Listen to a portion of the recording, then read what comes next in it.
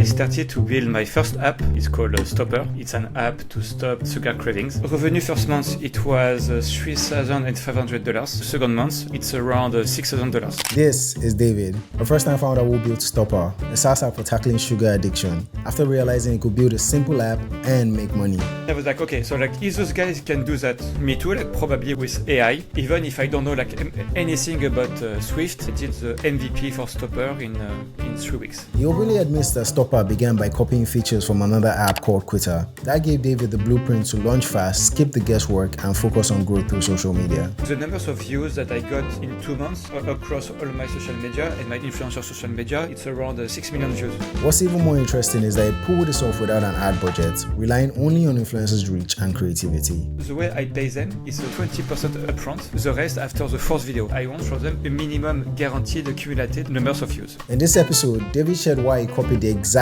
playbook of a similar app and breaks down the influencer strategy he used to grow his users in just a couple of months and why it still works. Alright, let's dive in.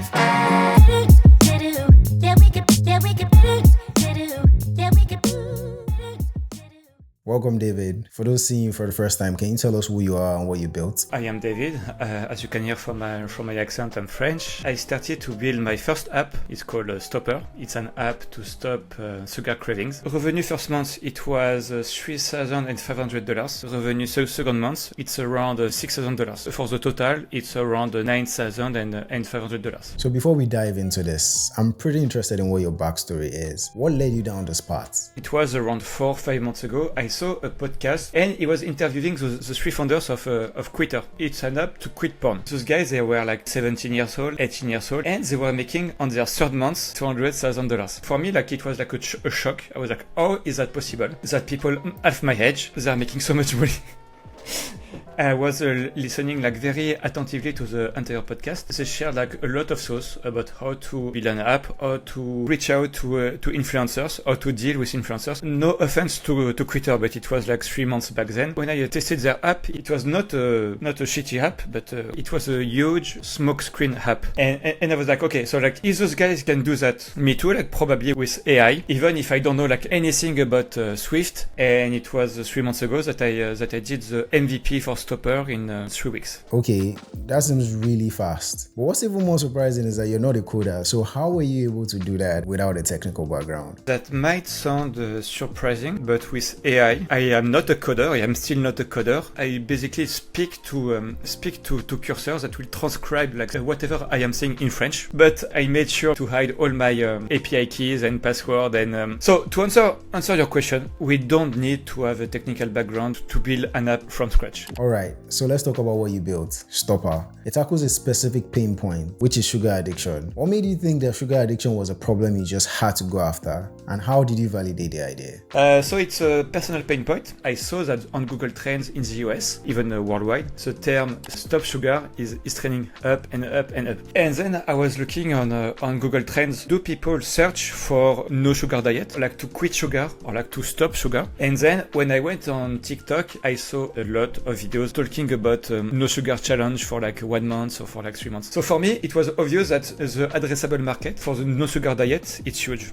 And it worked because STOPPR has grown to over 230,000 plus users and you made about $3,000 in your first month. So I want to know, because you've leaned so much on influencers, what is your next step to increase those numbers? Because like right now, like even though if I reach out to 3,000 influencers, I am working really with like 5. I'm pretty sure that if I want to, like if I really grind, if I really like look for them, I could find probably like 5 more, 10 more, and I could as well work with clippers. And actually, like the numbers of views that I got in 2 months across all my social media and my influencer social media, it's around 6 million views. That's good, but it's nothing. I am pretty confident that it's possible to do that times 10. On X, I see you constantly testing things, from your onboarding to images on the App Store to your TikTok videos. I wanted to ask you, what is your philosophy on constantly testing things? My main mistake with STOPPR, because like I wanted my, it's my first app, it's my first MVP, and I wanted it to be perfect. So I did exactly like Quitter. All the features that they have on Quitter, I did the same on STOPPR. After a few weeks of data from Mixpanel, I saw that users, they were using like one feature, two features at most. And based on that fact alone, what I like is not what my users like. When we test a feature or like a screen to see like if the user will like it, very often I am a super fan of that feature, a super fan of the screen, but the users keep it. So my main learning is basically like what I like is not what my users like here. You mentioned copying Quitter let you build your MVP in just 3 weeks, and that's very interesting. How did copying let you build faster? I did probably like one afternoon of brainstorming how long that will take to code the thing myself. I was like, okay, like let's try this cursor thing, and I was like, okay, like I'm going to copy something that works, that is proven to work, because like I went also on Sensor Tower. So basically like an app to check like what is the numbers of downloads and what is the revenue for a specific app. I have now like all the elements. I know that from a design perspective, like I don't need to do the design. I will just copy paste the exact design from Quitter. I will just change basically like the wording of the question to be more centered for a no sugar app. For the first MVP, I did exactly like the same feature with the framework that okay, it worked for them. If I do the same, it should work for me. Hi, it's STOPPR.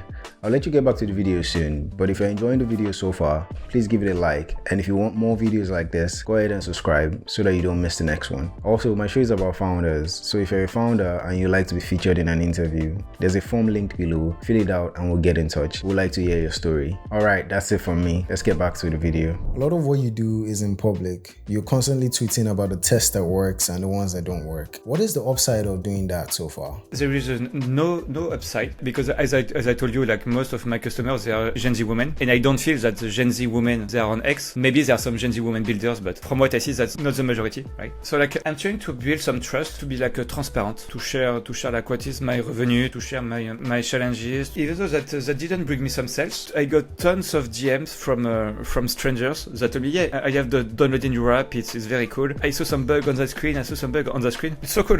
Basically, like to have a free tester that gives me some feedback, it's pretty cool. Let's talk about content and marketing. You've built your entire growth system around influencer marketing, even if there are so many other options out there. I want to pick your brain a little bit. What was the reason for this? I was new at creating a B2C app, and I was new as well at marketing. So I stole from Quitter their app concept, and I stole from them their influencer strategy. So my influencer strategy, the keyword is volume. So I know that 3,000 influencers, that looks crazy, 6 million views, that looks crazy in 2 months, but the reason I managed to do that is volume. 2 hours per day during 2 months of outreach. That's tedious, that's boring, it's not something that I want to do, but it's something that is necessary, that is required, exactly. Something that I find fascinating is that you reached out to over 3,000 influencers and got about 5 million views from it. Those are crazy numbers. How do you even begin to find these influencers, and how do you structure pay? With a spreadsheet. So like I went on TikTok, I look for the term no sugar diet. I went on each profile to see like if they have some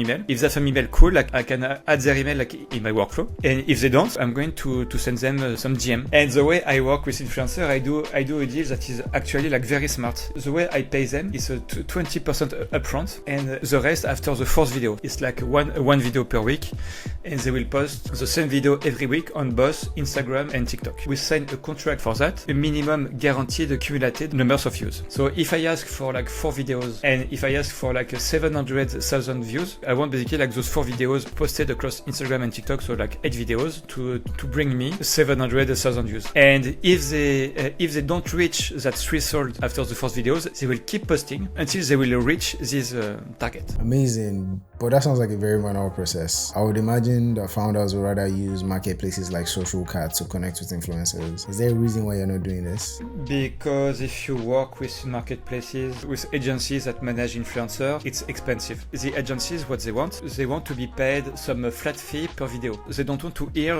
about the term CPM. They don't want to hear about the term like minimum guaranteed views. The risk is too high. So that's why I didn't work with agencies. Actually, I'm working with a marketplace. There is a marketplace on TikTok TikTok that is completely free. It's called TikTok One. I see people paying like hundreds of dollars a month to access those marketplaces, and then on top of that, they have to deal with the influencer and to pay with those influencers. For me, that's mind blowing. If you go on TikTok One, of course you will still have to pay the influencers, but to access all the native information that TikTok have on all those influencers, it's free. I don't know about social cut, but I worked with a similar influencer marketplace in the past. And basically, what you do, like you create a campaign, you are going to have like some influencers that will apply to your campaign, and you're going to pay like the top 3. The problem with that is, even though those influencers speak English, if they are not in the US, you're going to end up with videos that will make a lot of views, that will reach mostly people that will not buy from you. So for that reason, I am not a big fan of influencer marketplace. Yeah. I totally get that, but I assume this comes with a lot of challenges when you decide to do it manually. For example, warming up your account so that TikTok doesn't limit it. What is your strategy for that, and how do you get your account seen?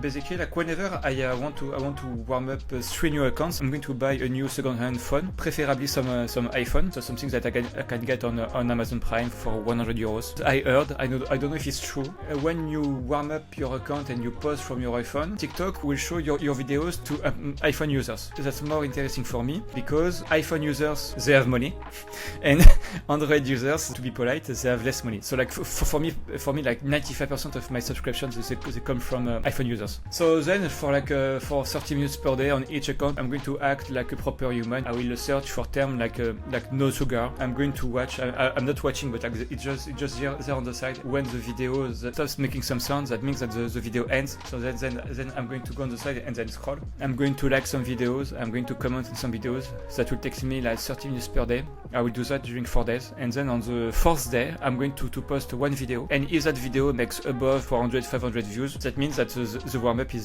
successful. Speaking about TikTok, how do you know what works on it, and do you have any system for figuring that out? I am a sponge. What I see that works well for others, I absorb. On TikTok, I saw a lot of no sugar transformation videos that went ballistic, viral. It's like a 10-second video that will show for the first 5 seconds some footage of before like the no sugar diet, and during the last 5 seconds, the influencer shows the benefits of a no sugar diet. So my system is to identify on TikTok and Instagram the videos that work very well, and for me to do the same. I still have a lot of videos going on with influencers. So before posting each video, like they have to send me the concept, and they have to send me like the draft video as well, so that I can approve. And after seeing so many videos, and after seeing the result of the videos that work well and didn't work well, that's all I learned. So how do you identify what doesn't work on TikTok then? Either it's boring, either the quality of the image is bad, either the quality of the sound is bad. And when I say boring, that means it's slow. The attention span of people on TikTok it's very short. So basically, like when we show some different footage on a video, it has to be quick, like footage, tack, tack, tack, tack. When something like tack, tack, tack, it will flop. It will flop. And speaking of posting, how do you actually manage all of this? Because I can imagine you're not doing it manually. Is there a tool that you use for posting? How do you set up your schedule and all of that? Quick plug, I am a PostBridge customer, so I am using a PostBridge during the summer holidays. People they are on TikTok during the entire day, so I could post at 1 a.m, at 1 p.m, doesn't matter. But when it's not the summer holidays, I post like any time from 6 p.m. I am based in France, so it's 6 p.m. French time. Alright, that's great. I've also noticed that you're a big fan of AI-driven content. Since UGC is a big part of your strategy, where do you see influencer content heading to the next few years? It's a super unpopular opinion, but I see the influencers are going to be completely replaced between 1 year and 2 years. Right now, like the VO3 videos, I know it's only 8 seconds short videos, but what we can do with them, it's insane. Since we're talking about tools like VO3, what does your tech stack look like? For the coding part, obviously, I'm using Cursor. To post my social media stuff, I'm using PostBridge. For the outreach by email and by DM, I'm using Lindy.ai. Awesome. Thank you very much, David, for coming on the show. Yeah, man, sure. Thank you. Pleasure. And I'll see you guys in the next one.